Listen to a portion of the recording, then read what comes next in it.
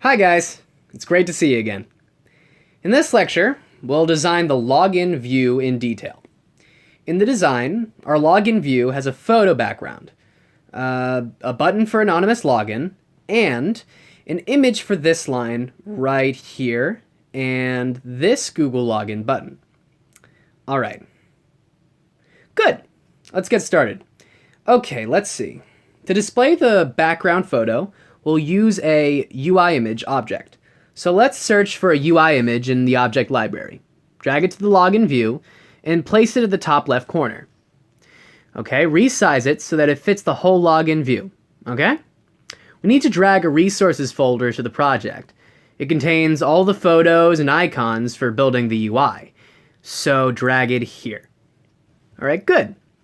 Remember to check the option copy items if needed. Alright, cool. Now expand this folder. We'll see the background photo, the Google icon and stuff. Okay. Now, we need to link this background photo to the UI image we've just created to display it. So go back to the storyboard and choose the UI image. It's a bit easier to choose it on the document outline. Then, in its attributes inspector, in the image field, choose the name of the background photo in the resources folder. Alright, good. But it covers the buttons, so in the document outline, move the UI image above them. The buttons will show up. Alright, let's run the app. We wouldn't expect it to look nicely. Yeah, things are a bit messy because we haven't organized them responsibly. Now, let's customize the anonymous login button.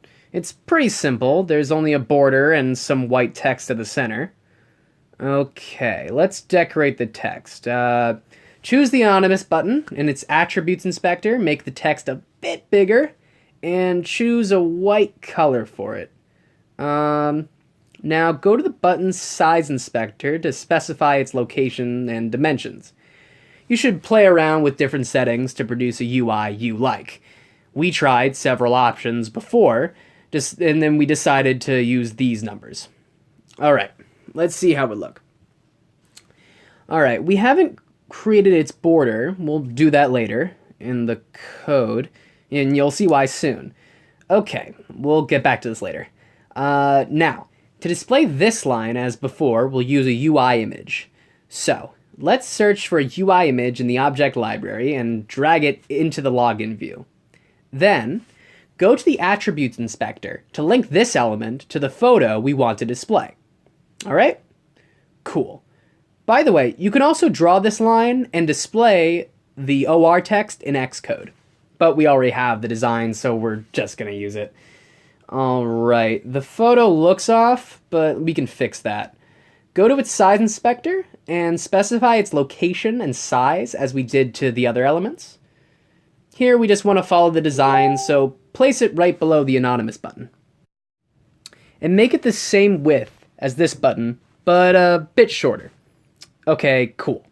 By the way, you can hold Option and hover over the UI elements to see how far they are from each other. Alright, let's see how things look. We should have the OR line. Yeah, we do.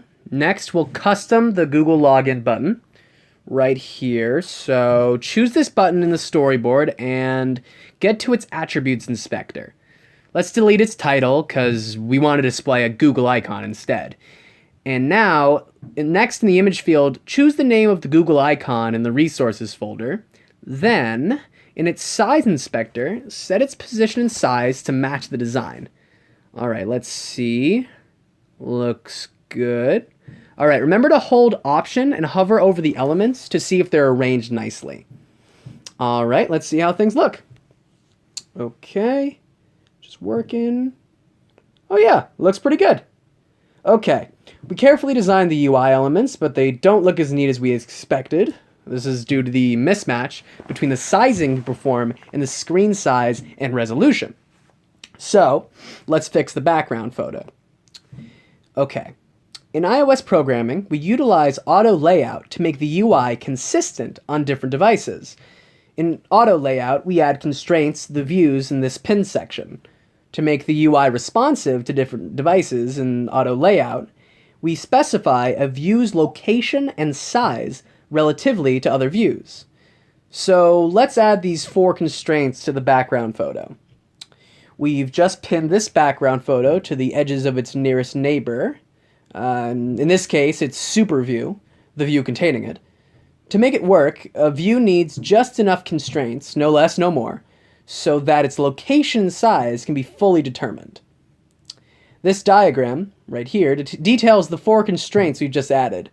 For example, the line at the bottom says that we pinned the background photo to the edge of the super view. Here, right here, we added enough constraints to this UI image, so, alright, yep, it works indeed. Now, move on to the others. The basic idea of auto layout is to describe a view's size and location relatively to the size and location of other views. So, we'll lay out the Google button first, then constrain the rest accordingly. We also need to impose just enough constraints on each view.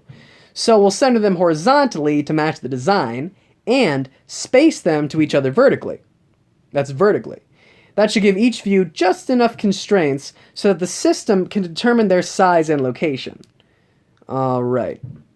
Let's uncheck this to space the button to the edges of its super view, then space it vertically.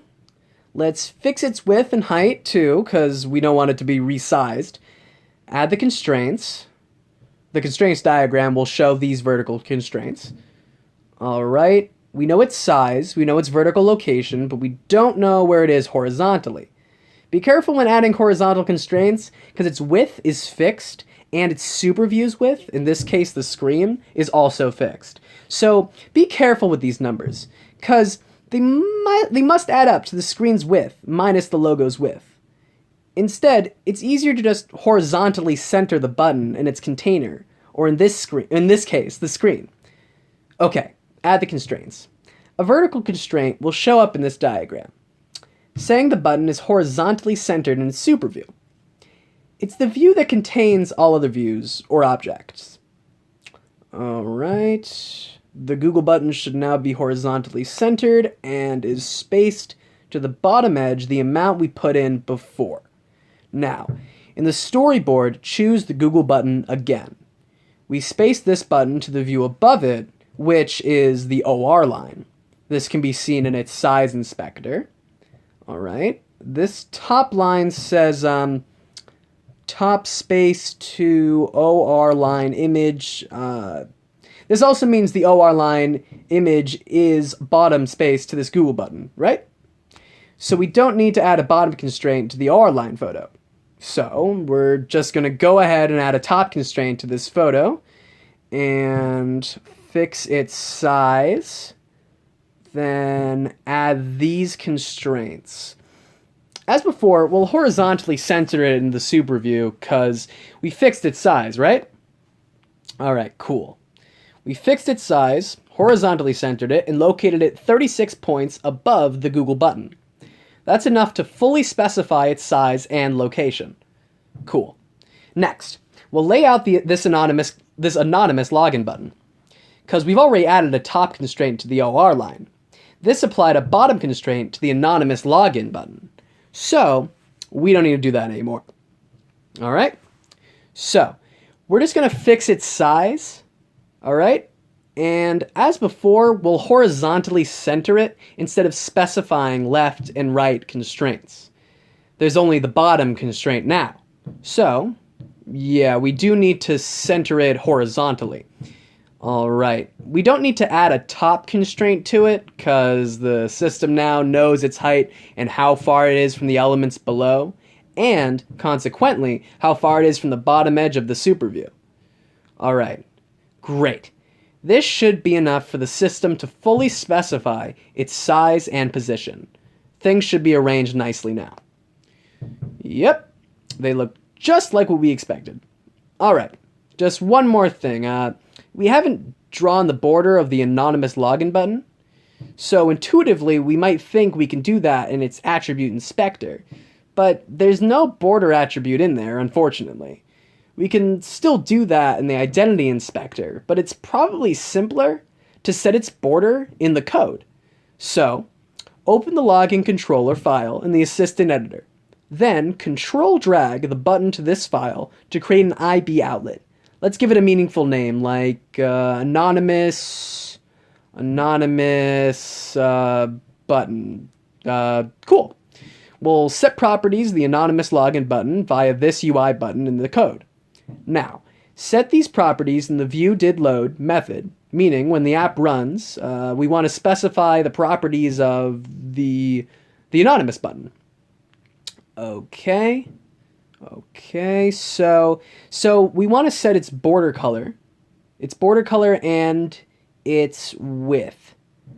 All right. The UI label object, anonymous button, has property called layer. All right, so it's used to draw or shape the UI button in the storyboard. So to draw the UI button, this layer object is equipped with a property named border width. To set the border width of the UI button, all right, if we hold Option and click this property, we'll see that it's type of CG float. It's just a type of numbers. So let's put 2.0 here for the border width. All right, now run. CG float is kind of easy to use numbers for different precision machines, but our number is small, so it doesn't really matter. All right, great. So we have a border in black. Let's turn it white to match the design. Again, the layer property of the UI button has a property named border color to set the color of the button border. All right, so we'll assign a color to this property by getting one from the UI color class. We'll get a white color, all right, and convert this UI color to a CG color. We do that because this border color property is of type CG color. There will be a mismatch error if we don't convert the UI color. All right, great. All right, we should now see a beautiful anonymous button on the view. All right, let's move the simulator here. Great. Let's make it a bit bigger.